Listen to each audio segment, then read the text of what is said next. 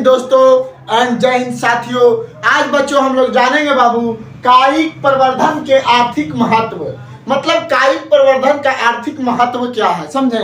आर्थिक मतलब मनी, मुद्रा, रुपया, समझे। आर्थिक रूप से मदद करना। तो कायिक प्रवर्धन का आर्थिक महत्व क्या है, तो यहाँ पे लिखा है कायिक प्रवर्धन का आर्थिक महत्व निम्नलिखित है। क्या है बच्चा? कायिक प्रवर्धन का जो आर्थिक महत्व है निम्नलिखित है। तो पहला जो महत्व है, यह प्रवर्धन की सबसे आसान विधि है। क्या है? यह जो है परिवर्धन की सबसे आसान विधि है। परिवर्धन मतलब होता है बच्चा जनन। क्या करना होता है? जनन करना, ठीक ना। तो कायिक प्रवर्धन का सबसे सस्ती एवं आसान विधि है, ठीक ना।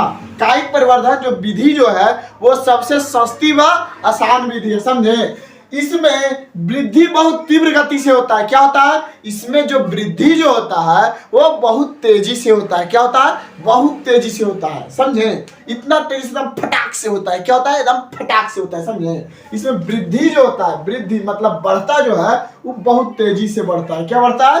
तीव्रता मतलब तेजी हो गया, फास्ट एवं स्पीड में बढ़ा। अब देखिए बहुत से क्या, बहुत से फलदार वृक्षों को परिपक्व होने तथा उसे लगने में कई वर्ष लग जाते हैं। मतलब कई सारे पेड़ पौधे हैं, जैसे अगर आम के गुठली है, आम आप खाएं तो जब आम की गुठली जो है खाएं तब उसको अगर आप कहीं पे फेंक देते हैं बरसात में तो उसमें से पौधा निकलता है ना। आप लोगों ने देखा होगा कि पौधा उसमें से आखिरकार निकलता है, समझे।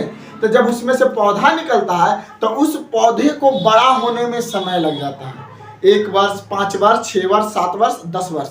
10 वर्ष के अंतराल नहीं तो 5-6 वर्ष के बाद वो पौधा जो होता है क्या करता है? फल देता है। क्या करता है बच्चा? फल देता है। लेकिन कायिक प्रवर्धन जो एक ऐसी प्रक्रिया है, इस प्रक्रिया को अगर कर दिया जाए तो उस पौधे को, मतलब जिसमें कायिक प्रवर्धन अगर कर दिया जाए तो वो पौधे 1 वर्ष में ही पौधे पर क्या लग जाते हैं? फल आने लगते हैं। क्या आने लगते हैं? मात्र 1 वर्ष में ही उस पौधे पर फल आने लगते हैं, जिस फल को आप लोग खा भी सकते हैं। वो आम का भी पेड़ हो सकता है, अमरूद का भी हो सकता है, समझे।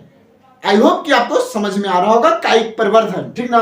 अब देखिए और पूरा इसके बारे में जानना है तो आप पिछले वाले जितने सारे वीडियो जो है, लेक्चर जो लिया गया है उसको आप देख के समझ सकते हैं।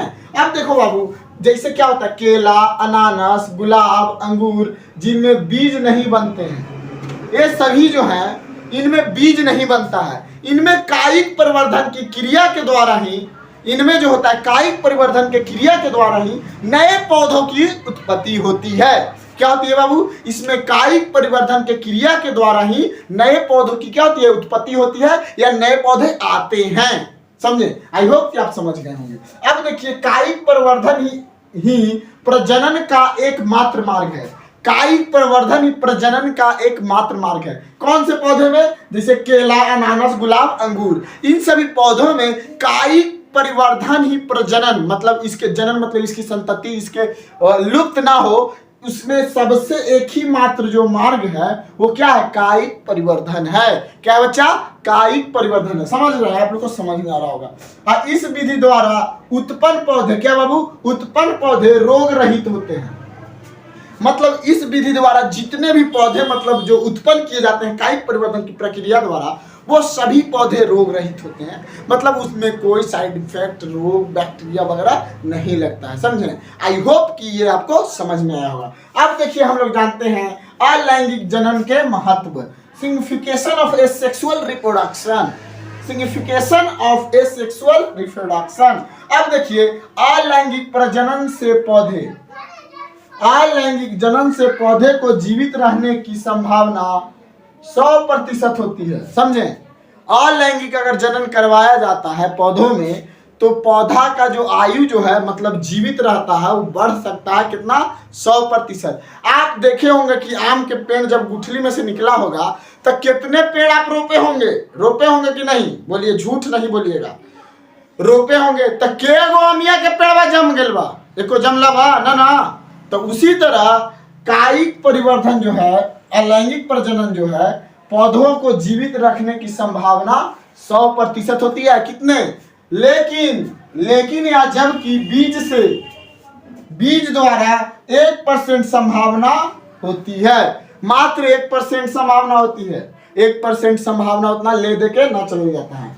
अब देखिए दूसरा पॉइंट है, वैसे जिनमें लैंगिक जनन नहीं होता है, जिनमें लैंगिक जनन नहीं होता है, सामान्य तौर पर वो अलैंगिक प्रजनन उनमें होता है। अगर जिनमें लैंगिक जनन अगर नहीं होगा तो सामान्य तौर पर अगर देखा जाए तो उनमें कौन सा जनन होगा बच्चा? अलैंगिक जनन होगा। आपका इतना ही था, और इसके कुछ मतलब जो आपके अलैंगिक जनन के जो महत्व है और महत्व के बारे में जानेंगे। तो ये टॉपिक जो था बाबू यहीं तक था। चलिए अब कुछ हो जाए थोड़ा शेरो शायरी शुरू से। तुमसे कहनी एक बात पुरानी है, तुमसे कहनी एक बात पुरानी है, यार तू मेरे दिल की एकलौती रानी है।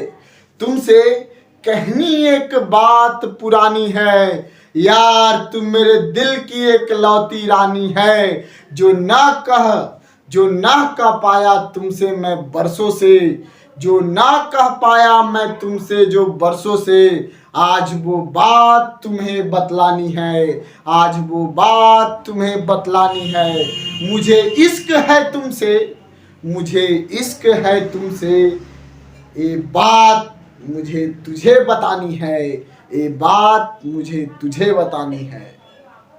जय हिंद।